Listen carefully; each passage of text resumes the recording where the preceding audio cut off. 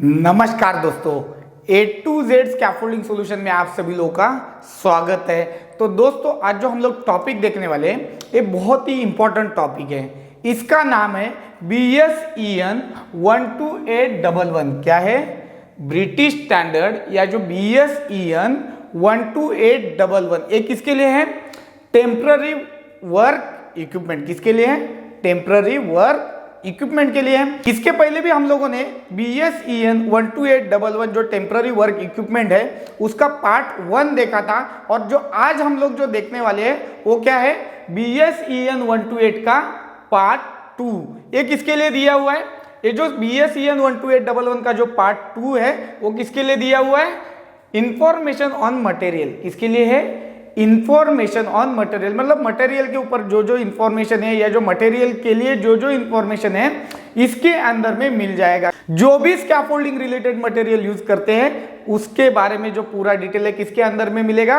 BSEN 12811 का जो part 2 है उसके अंदर में पूरा डिटेल है वो हम लोग को मिलेगा। तो जो आज का टॉपिक हम लोग देखने वाले हैं इसके अंदर में हम लोग जो मटेरियल के लिए जो भी डिटेल दिया हुआ है वो कवर करने वाले।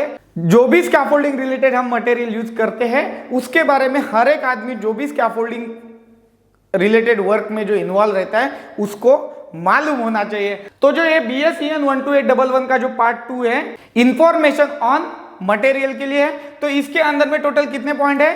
टोटल 9 पॉइंट है, अलग अलग दिए हुए हैं। उसके बारे में हम लोग डिटेल देखेंगे और इसके जो एनेक्स दिया हुआ है उसके बारे में आज के टॉपिक में पूरा डिटेल हम लोग देखने वाले हैं। तो दोस्तों बिना रुके स्टार्ट करते आज का हमारा जो टॉपिक है BSEN 12811। ये किसके लिए है?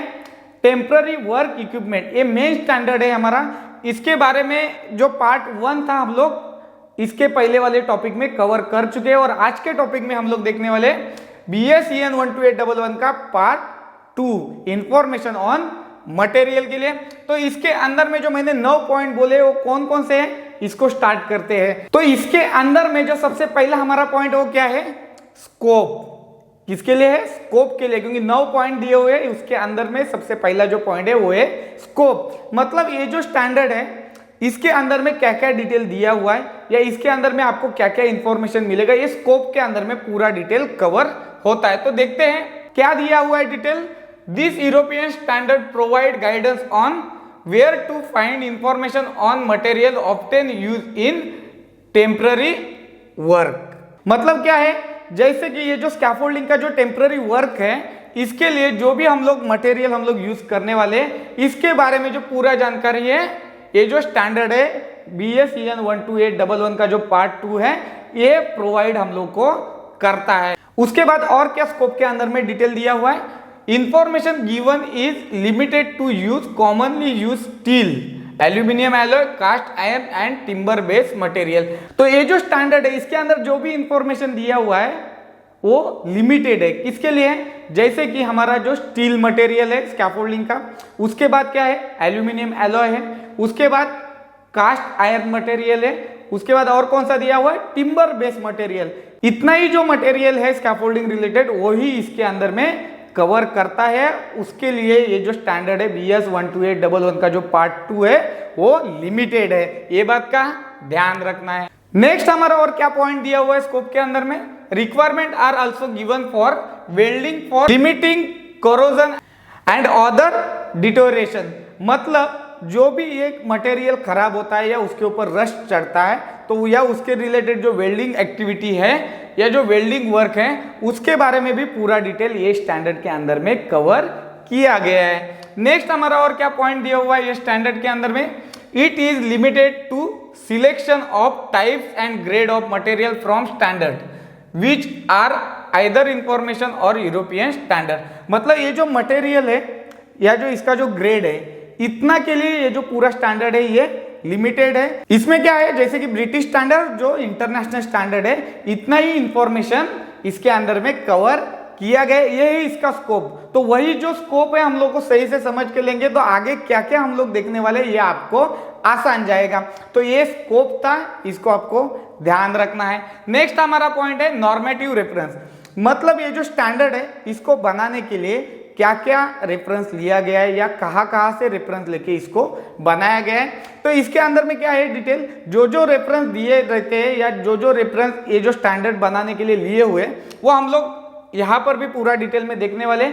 लेकिन आपको ये बात ध्यान रखना है, कोई भी अगर स्टैंडर्ड बनता है उसके लिए जो नॉर्मेटिव रेफरेंस है अलग अलग जगह से लिया जाता है। जैसे कि इसके अंदर में भी जो वेल्डिंग आएगा या स्टील आएगा या टिम्बर बेस्ड मटेरियल आएगा या जो कास्ट आयरन आएगा, तो ये जो है अलग अलग रेफरेंस है, इसको लेके ये जो स्टैंडर्ड है इसको बनाया गया है, इसको आपको ध्यान रखना है। नेक्स्ट हमारा जो पॉइंट है थर्ड नंबर पॉइंट, ये किसके लिए, जनरल, मतलब मटेरियल के लिए जो जनरल रिक्वायरमेंट है या जो जनरल क्या क्या डिटेल दिया हुआ है उसके लिए थर्ड नंबर पॉइंट है हमारा जनरल। उसके अंदर में क्या क्या डिटेल है, सबसे पहला तो सिलेक्शन ऑफ द मटेरियल, कि मतलब जो भी स्कैफोल्डिंग के लिए जो मटेरियल है वो सिलेक्शन किस हिसाब से हम लोग को करना है उसके बारे में दिया हुआ है।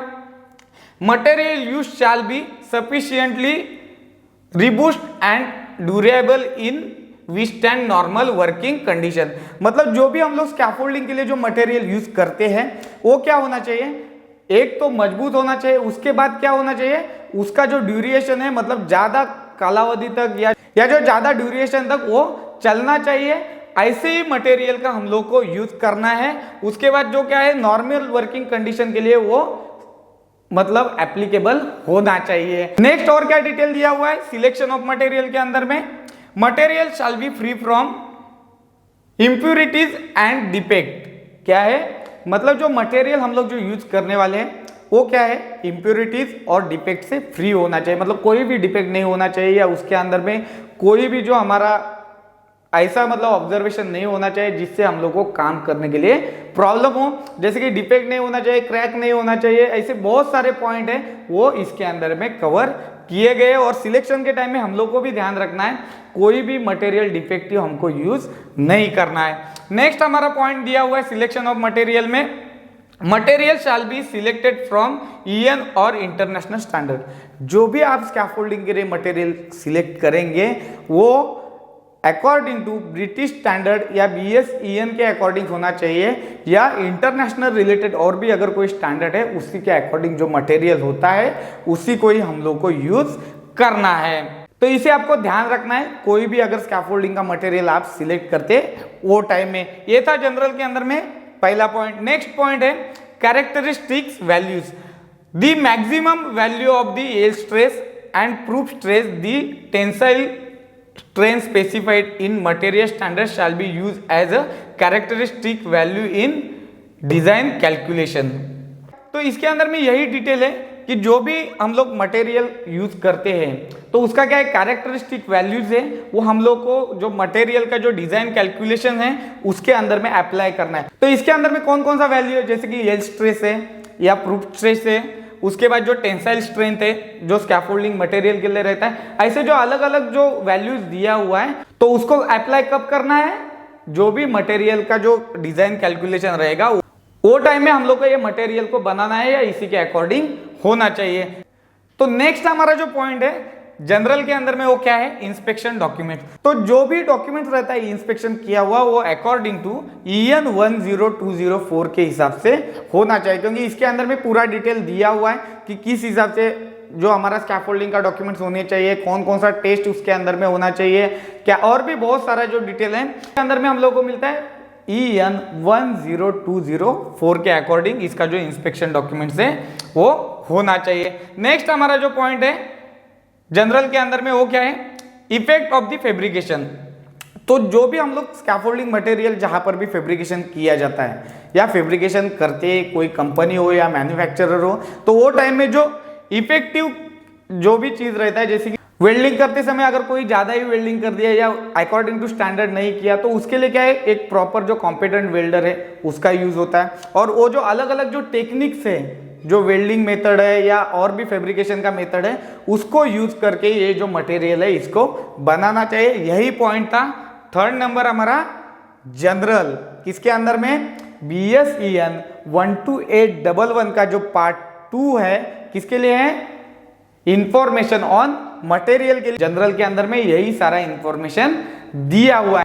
तो नेक्स्ट हमारा जो पॉइंट है फोर्थ नंबर पॉइंट किसके लिए स्टील के लिए, जो भी स्कैफोल्डिंग मटेरियल स्टील मेटल से जो बनता है उसके लिए ये 4 नंबर पॉइंट दिया हुआ है। तो ये जो स्टील मटेरियल है इसके लिए क्या है, जो भी हम लोग कॉमनली यूज करते हैं मटेरियल, जो रेगुलर यूज करते हैं, उसका एक टेबल दिया हुआ है, उसके अंदर में इसको स्पेसिफाई किया गया है। और इसका जो एडिशनल रिक्वायरमेंट है वो किसके अंदर में हम लोग को मिलेगा, अगर ये स्टैंडर्ड के अलावा भी अगर एडिशनल रिक्वायरमेंट हम लोग को चाहिए या जो मटेरियल के बारे में इंफॉर्मेशन चाहिए तो किसके अंदर मिलेगा, ENV 1993 एक से जो 3 पार्ट है इसके अंदर में पूरा डिटेल दिया हुआ है, ये बात का आपको ध्यान रखना है। नेक्स्ट पॉइंट है स्टील के अंदर में डायमेंशन, मास एंड टॉलरेंस।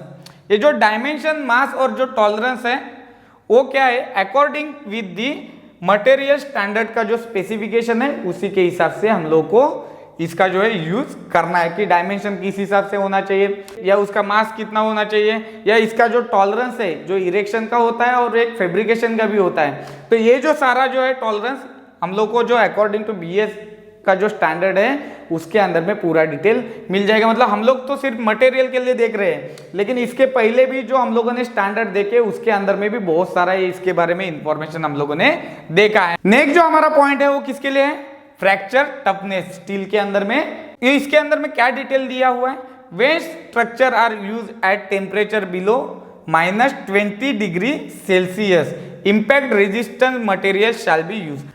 जब भी हम लोग को स्ट्रक्चर का अगर हम लोग को यूज करना है या स्ट्रक्चर को हम लोग यूज करते हैं बिलो -20 डिग्री सेल्सियस में, तो उसका क्या इम्पैक्ट रेजिस्टेंट मटेरियल जो रहता है उसी को हम लोग को यूज करना है। उसके बाद इसके बारे में अगर एडिशनल इंफॉर्मेशन चाहिए तो वही सेम है, ENV 1993 का जो पार्ट 1 है उसके अंदर में हम लोग को पूरा डिटेल मिल जाएगा। नेक्स्ट जो हमारा पॉइंट है वो क्या है, स्टील ग्रेड इन EN 10142। जो भी स्टील ग्रेड हम लोग जो यूज करता है, तो मैंने यहां पर भी बोला था ना आपको कि नॉर्मेटिव रेफरेंस, तो यही सारे जो रेफरेंस है वो इसके अंदर में दिए हुए। तो ये जो स्टील ग्रेड है किसके अकॉर्डिंग होना चाहिए, EN 10142 के अकॉर्डिंग होना चाहिए। तो ये था हमारा 4 नंबर पॉइंट, किसके लिए था, स्टील के लिए था। नेक्स्ट हमारा जो पॉइंट है 5 नंबर पॉइंट, कौन सा नंबर, 5 नंबर पॉइंट, वो किसके लिए है, कास्ट आयरन के लिए। किसके लिए है, कास्ट आयरन के लिए। तो इसके अंदर में अलग अलग जो है कास्ट आयरन के टाइप दिए हुए हैं। तो इसमें देखते हैं सबसे पहला जो पॉइंट है malleable cast iron according to EN 1562 होना चाहिए। जो मैलेबल कास्ट आयरन जो हम लोग यूज करते हैं स्कैफोल्डिंग में वो अकॉर्डिंग टू EN 1562 के अकॉर्डिंग होना चाहिए। नेक्स्ट जो हमारा कास्ट आयरन है वो किसके लिए है, स्पेरोडियल ग्राफाइट कास्ट आयरन। ये अकॉर्डिंग टू किस कौन सा हिसाब से होना चाहिए, कौन सा स्टैंडर्ड के हिसाब से होना चाहिए, EN 1563 के अकॉर्डिंग होना चाहिए। नेक्स्ट जो हमारा पॉइंट है वो किसके लिए है, when welding white heart malleable cast iron EN GJMW-360-12। तो मतलब क्या है, जैसे कि जो हम लोग वेल्डिंग करते हैं जो कास्ट आयरन के लिए, तो उसमें क्या है white heart malleable cast iron जो रहता है, तो उसके लिए जो वेल्डिंग है वो कौन सा स्टैंडर्ड के हिसाब से होना चाहिए, EN GJMW-360-12 should be use. मतलब यही हम लोग को यूज करना है वेल्डिंग मेथड। नेक्स्ट हमारा जो पॉइंट है कास्ट आयरन के अंदर में प्रोटोटाइप टेस्टिंग, क्या है, प्रोटोटाइप टेस्टिंग के लिए। तो इसके अंदर में क्या डिटेल दिया हुआ है, the component being tested shall be obtained for reference purpose. मतलब क्या है, जो ये प्रोटोटाइप जो टेस्टिंग है वो सिर्फ और सिर्फ रेफरेंस पर्पस के लिए हम लोग यूज करते हैं और इसको ध्यान रखना है, और कास्ट आयरन के लिए ये बहुत ही जरूरी है। नेक्स्ट हमारा जो पॉइंट है वो क्या है, इंस्पेक्शन डॉक्यूमेंट्स। तो inspection documents according to EN 10204 के अकॉर्डिंग होना चाहिए, ये बात का आपको ध्यान रखना है कास्ट आयरन के लिए। तो ये था हमारा 5 नंबर पॉइंट। कितना नंबर, 5 नंबर पॉइंट। नेक्स्ट हमारा जो पॉइंट है 6 नंबर पॉइंट, एल्यूमिनियम एलॉय। क्या है, एल्यूमिनियम एलॉय के लिए दिया हुआ है। तो जो एल्यूमिनियम एलॉय जो हम लोग मटेरियल यूज करते हैं इसके अंदर में एक टेबल में स्पेसिफाई किया गया है। और भी अगर इससे रिलेटेड अगर ज्यादा इंफॉर्मेशन चाहिए मटेरियल के लिए तो उसके बारे में हम लोग को किसके अंदर में इंफॉर्मेशन मिलेगा, ENV 199 पार्ट 1-1 के अंदर में हम लोग ये पूरा डिटेल मिल जाएगा। उसके बाद जो डायमेंशन, मास एंड टॉलरेंस, तो हम लोगों ने जो सेम रेफरेंस देखा था यहाँ पर भी ENV 199 का जो पार्ट 1 है उसके अंदर में फर्स्ट पॉइंट है, उसके अंदर में हम लोग को मिल जाएगा। नेक्स्ट जो हमारा पॉइंट है एल्यूमिनियम एलॉय के अंदर में, वो किसके लिए है? Heat affected zone. जो भी एल्यूमिनियम एलॉय का जो मटेरियल बनता है तो इसके अंदर में अलग अलग जो हीट इफेक्टेड जो जोन्स है उसको आइडेंटिफाई करके उसी के अकॉर्डिंग जो है फैब्रिकेशन होना चाहिए। नेक्स्ट हमारा पॉइंट है इंस्पेक्शन डॉक्यूमेंट्स। तो inspection document same as it is, जैसे कि हमने स्टील के लिए देखा, कास्ट आयरन के लिए देखा, तो इंस्पेक्शन डॉक्यूमेंट किसके अकॉर्डिंग होना चाहिए? EN 10204 के अकॉर्डिंग होना चाहिए। तो ये बात हमारा जो 6 नंबर पॉइंट है एल्यूमिनियम एलॉय, उसके अंदर में हमें याद रखना है। नेक्स्ट हमारा जो पॉइंट है 7 नंबर पॉइंट, वो किसके लिए? टिम्बर मटेरियल के लिए। किसके लिए? टिम्बर मटेरियल के लिए, क्योंकि इसके अंदर में आपने देखा होगा सब मटेरियल का ही स्पेसिफिकेशन दिया हुआ है या मटेरियल का ही रिक्वायरमेंट दिया हुआ है। क्योंकि हमारा जो आज का जो टॉपिक है वही क्या है? Information on material. तो इंफॉर्मेशन ऑन मटेरियल के अंदर में यही सारा पॉइंट आता है। तो अभी हम लोग जो ये 7 नंबर पॉइंट देखने वाले हैं किसके लिए? टिम्बर के लिए। तो इसके अंदर में टिम्बर के लिए जनरल रिक्वायरमेंट क्या दिया हुआ है? Material specified in ENV 1995-1-1। मतलब ये जो टिम्बर का अगर हमें कोई भी मटेरियल यूज करना है तो किसके अकॉर्डिंग यूज करना है? EN 1995 का जो पार्ट 1 है उसके अंदर का फर्स्ट पॉइंट है उसी के अकॉर्डिंग यूज करना है। उसके बाद क्या है? For solid timber strength class C16 according with EN 338। अगर हम लोग सॉलिड टिम्बर का जो मटेरियल यूज करते हैं या सॉलिड टिम्बर का अगर मटेरियल है तो वो जो सॉलिड टिम्बर का जो स्ट्रेंथ क्लास है, मतलब क्या है, जो अलग अलग जो टिम्बर हम लोग यूज करते हैं स्कैफोल्डिंग के लिए उसका जो स्ट्रेंथ क्लास रहता है, तो यहाँ पे हम लोग जो यूज करते हैं स्कैफोल्डिंग में वो स्ट्रेंथ क्लास कौन सा होना चाहिए? C16 होना चाहिए और अकॉर्डिंग विथ EN 338 के हिसाब से होना चाहिए। ये टिम्बर में अलग अलग पॉइंट है, तो हम लोगों ने यहाँ पर कौन सा देखा? अभी जो देखा वो सॉलिड टिम्बर का था। उसके बाद एक कौन सा है? Glue use for glued laminated and timber base material. मतलब जो अगर टिम्बर हम लोग यूज कर रहे हैं लेकिन उसके ऊपर में जो ग्लू लगाया होता है या ग्लू लैमिनेटेड जो टिम्बर रहता है, तो उसके लिए क्या क्राइटेरिया है? Shall meet requirement of type 1 of EN 301। तो ये जो ग्लू लैमिनेटेड जो टिम्बर है उसको क्या है, जो मटेरियल हम लोग यूज करते हैं तो उसका जो रिक्वायरमेंट है किसके अकॉर्डिंग होना चाहिए? Type A of 301। मतलब जो EN 301 है उसका जो टाइप 1 है उसके अकॉर्डिंग होना चाहिए। उसके बाद ये जो टिम्बर है इसके अंदर में नेक्स्ट पॉइंट क्या है? Characteristics values. तो ये जो कैरेक्टरिस्टिक्स वैल्यूज है ये हम लोग को क्या है इंपॉर्टेंट कब यूज होता है? जैसे कि डिजाइन कैलकुलेशन अगर मटेरियल का करना है या उसके अंदर में अलग अलग अगर क्या क्या मटेरियल अगर हम लोग को निकालना है, तो इसी के अंदर में क्या है, जैसे कि अलग अलग जो टेस्ट रहता है या अलग अलग जो स्ट्रेस का मटेरियल है, अलग अलग ग्रेड का मटेरियल है, वो किसमें आइडेंटिफाई हम लोग कर सकते हैं? कैरेक्टरिस्टिक्स वैल्यू के अंदर में ही हो जाता है। नेक्स्ट हमारा पॉइंट है टिम्बर के अंदर में वुड बेस मटेरियल। सबसे पहले हम लोगों ने क्या देखा? Solid base material. उसके बाद क्या देखा हम लोगों ने? ग्लू लैमिनेटेड जो टिम्बर रहेगा उसके लिए देखा, और ये क्या है? वुड बेस मटेरियल के लिए। तो ये जो वुड बेस मटेरियल के अंदर में क्या क्या आता है? जैसे कि प्लाईवुड हो गया या प्रैक्टिकल बोर्ड आ गया, जो फाइबर बोर्ड है ऐसा मटेरियल ये जो किसके अंदर में आता है? वुड बेस मटेरियल के अंदर में आता है, वो भी स्कैफोल्डिंग में यूज होता है। ये बात का ध्यान रखना है। तो इसके अंदर में सबसे पहले डिटेल क्या दिया हुआ है या पहला पॉइंट क्या है? वुड बेस मटेरियल में कंस्ट्रक्शन ऑफ द प्लेटफॉर्म। तो ये जो वुड बेस मटेरियल अगर हम लोग अगर कभी भी यूज करते हैं तो कभी भी सबसे पहले ये समझना हम लोग को, जो भी वुड बेस मटेरियल यूज करते हैं उसमें क्या है? अलग अलग लेयर दिया होता है। तो वही लेयर किसके अकॉर्डिंग होना चाहिए या कैसे होना चाहिए, इसके बारे में डिटेल हम लोग अभी देखने वाले। तो इसके अंदर में सबसे पहले जो टॉप लेयर है इसका जो मिनिमम थिकनेस कितना होना चाहिए? 0.8 mm होना चाहिए। उसके बाद जो इसके जो इंटरमीडिएट जो थिकनेस है, मतलब अलग अलग जो लाइन दिया हुआ रहता है जो टिम्बर बेस मटेरियल के अंदर में, वो कितना होना चाहिए? मिनिमम 2 mm का होना चाहिए। उसके बाद और क्या डिटेल दिया हुआ है? जैसे कि जो भी हम लोग कंस्ट्रक्शन करते हैं प्लेटफॉर्म का, किसके मटेरियल के अकॉर्डिंग? वुड बेस मटेरियल के अकॉर्डिंग, या वुड बेस मटेरियल को यूज करके वो टाइम में फ्री फ्रॉम डिफेक्ट वो मटेरियल होना चाहिए, कुछ भी उसके अंदर में डिफेक्ट नहीं होना चाहिए। ये बात का ध्यान रखना है। यही हमारा पॉइंट था 7 नंबर पॉइंट। किसके लिए था? टिम्बर के लिए। और इसको आपको ध्यान रख के ही जो भी मटेरियल आप यूज करने वाले या जो फैब्रिकेटेड होता है या जो मटेरियल स्कैफोल्डिंग में यूज किया जाता है वो इसी हिसाब से होना चाहिए। नेक्स्ट हमारा जो पॉइंट है वो किसके लिए है? 8 नंबर पॉइंट किसके लिए है? Protection against corrosion and deterioration के लिए है। तो इसके अंदर में ये जो हमारा जो स्कैफोल्डिंग जो भी मटेरियल हम लोग यूज करने वाला है इसको क्या है प्रोटेक्शन कैसे कर सकते हैं? किसके अगेंस्ट? करोजन एंड डिटेरियोरेशन है उसके अगेंस्ट जाके। मतलब क्या है जो भी हमारा मटेरियल है उसको क्या है हम लोग को प्रोटेक्शन बहुत ही जरूरत है। किसके अगेंस्ट?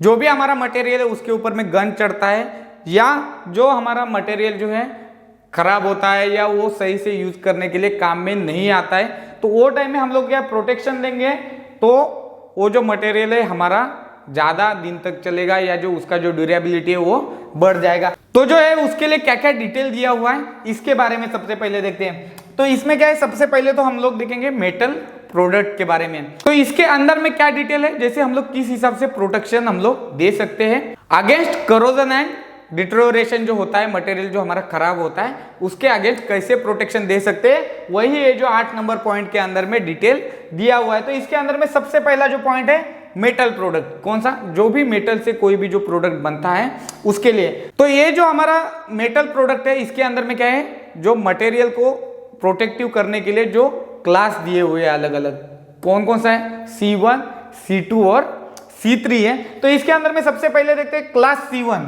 ये जो है एक किसके लिए दिया हुआ है? Protective paint in accordance EN ISO 12944 part 1 to 8। मतलब अगर ये जो क्लास C1 का अगर हम लोग को प्रोटेक्शन देना है, प्रोटेक्टिव पेंट अगर देना है तो उसके बारे में जो जानकारी है वो किसके अकॉर्डेंस हम लोग को देना है? EN ISO 12944 पार्ट 1 से लेके 8 तक इसी के लिए सिर्फ दिया हुआ है। उसके बाद क्या है क्लास C2। तो ये जो क्लास C2 है इसके अंदर में क्या डिटेल है? इसके अंदर में यही सिर्फ डिटेल दिया हुआ है कि hot deep galvanise coating and similar method. मतलब जो हम लोग स्कैफोल्डिंग का जो मटेरियल है उसके ऊपर में जो कोटिंग है वो हॉट डीप गैल्वेनाइज होना चाहिए या जो सिमिलर मेथड जो भी स्टैंडर्ड के अकॉर्डिंग है उसको हम लोग को यूज करना है। नेक्स्ट हमारा पॉइंट क्या है? C3। मतलब क्या है ये जो C3 क्लास है उसके अंदर में क्या डिटेल दिया हुआ है? Hot deep galvanise EN ISO 1461T। मतलब इसके पहले जो दिया था C2 के अंदर में उसमें सिर्फ हॉट डीप गैल्वेनाइज कोटिंग दिया होता या सिमिलर मेथड दिया होता, लेकिन ये जो C3 है इसके अंदर में क्या दिया हुआ है? Hot deep galvanise EN ISO 1461T। मतलब ये जो स्टैंडर्ड है इसी के अकॉर्डिंग हम लोग को जो है हॉट डीप गैल्वेनाइज जो है मटेरियल के ऊपर में करना है या यही मेथड अप्लाई करना है। नेक्स्ट हमारा जो पॉइंट है aluminium alloy. Do not require surface coating. Aluminium alloy के लिए जो सरफेस कोटिंग रिक्वायर्ड है उसका जरूरत नहीं होता है। उसके बाद है प्लाईवुड एंड स्कैफोल्ड डेक। तो ये जो प्लाईवुड और जो स्कैफोल्ड का जो डेक है, मतलब जो स्कैफोल्ड में जो हम लोग बोर्ड यूज करते हैं या जो डेक है, तो उसको क्या है हम लोग को फंगस से या जो उसके ऊपर जो भी अगर कुछ भी अगर रिएक्शन करने वाली जो चीजें हैं उससे हम लोग को बचा के रखना है या उसके ऊपर में हम लोग को जो है कोटिंग करना है। और इसके अंदर में हम लोग और क्या कर सकते हैं, जैसे कि प्लाईवुड है या अगर इसका अगर स्कैफोल्डिंग डेक है उसका जो दोनों एंड रहते हैं, मतलब जहां जहां इसका जो एंड है वहां पे हम लोग परमानेंट इलास्टिक सीलिंग भी कर सकते हैं। इससे भी हमारा जो मटेरियल है उसका जो लाइफ है वो बढ़ जाएगा। तो इसे आपको ध्यान रखना है। कौन सा नंबर पॉइंट में? 8 number point, protection against corrosion and deterioration. तो इसी के अंदर में यही पॉइंट ध्यान रखना है। सबसे पहले हमने मेटल प्रोडक्ट के लिए देखा था, इसके अंदर C1, C2 और C3 ये जो है मेथड्स है उसको अप्लाई करना है। एल्यूमिनियम एलॉय के लिए तो रिक्वायर्ड नहीं है कोटिंग का, ये बात का ध्यान रखना है। उसके बाद जो प्लाईवुड और जो स्कैफोल्ड डेक है, तो ये जो प्लाईवुड और जो स्कैफोल्ड डेक है उसका जो एंड कॉर्नर रहता है उसमें इलास्टिक सीलिंग अगर हम लोग करेंगे वो बेटर रहेगा या वो हमारा जो है उसका जो लाइफ है और बढ़ सकता है। या इसके ऊपर में परमानेंटली भी अगर हम लोग कुछ कोटिंग कर सकता है या स्टोरेज एरिया के हिसाब से अगर हम लोग कुछ अगर एडिशनल उसके ऊपर में अगर कवर करते हैं तो वो जो हमारा मटेरियल है वो बच जाएगा। किससे? करोजन और डिटेरियोरेशन से। मतलब जैसे कि गंज और जो खराब होता है उससे हमारा मटेरियल है वो बच जाएगा। तो इसे आपको ध्यान रखना है 8 नंबर पॉइंट के अंदर में। नेक्स्ट हमारा जो पॉइंट है 9 नंबर पॉइंट, ये किसके लिए है? वेल्डिंग। किसके लिए है? सिर्फ और सिर्फ वेल्डिंग के लिए दिया हुआ है। तो ये जो वेल्डिंग का जो पॉइंट है इसके अंदर में क्या डिटेल दिया हुआ है, welding shall be carried out in accordance with EN 729-1। किसके अकॉर्डिंग होना चाहिए वेल्डिंग, जो भी हमारा जो स्कैफोल्डिंग में वेल्डिंग यूज होता है या वेल्डिंग करना है वो अकॉर्डिंग टू EN 729 का जो पार्ट 1 है उसी के अकॉर्डिंग होना चाहिए। तो ये बात का आपको ध्यान रखना है 9 नंबर पॉइंट के अंदर में। उसके बाद जो नेक्स्ट हमारा पॉइंट है वो क्या है, एनेक्स। एनेक्स के अंदर में क्या डिटेल दिया हुआ है, information taken from other material and design standard. तो ये एनेक्स के अंदर में क्या दिया हुआ है, जो भी इंफॉर्मेशन जो बाहर से लिया गया है, मतलब जो अदर मटेरियल के लिए और जो डिजाइन स्टैंडर्ड के लिए, वही पूरा डिटेल इसके अंदर में दिया गया है। ये बात का एनेक्स के अंदर में आपको ध्यान रखना है। इसके अंदर में अलग अलग एनेक्स दिए हुए हैं, कौन कौन सा जो अदर मटेरियल है या जो डिजाइन स्टैंडर्ड किस हिसाब से होना चाहिए, ये जो पूरा डिटेल है एनेक्स के अंदर में हम लोग को मिल जाएगा।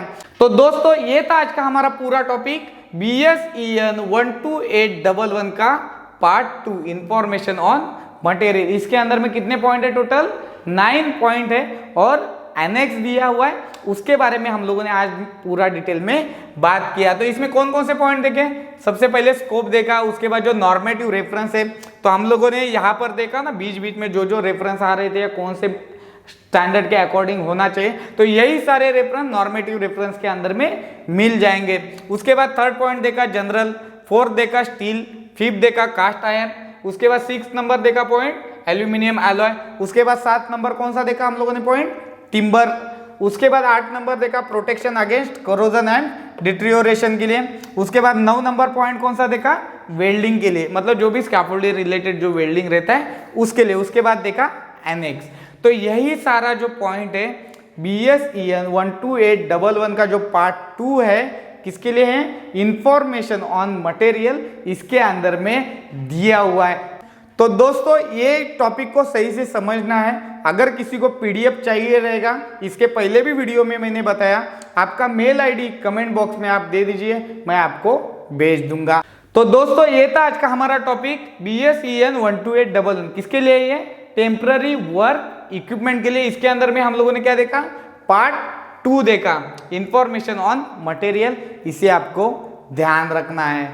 तो दोस्तों फिर मिलेंगे नए टॉपिक के साथ। धन्यवाद दोस्तों।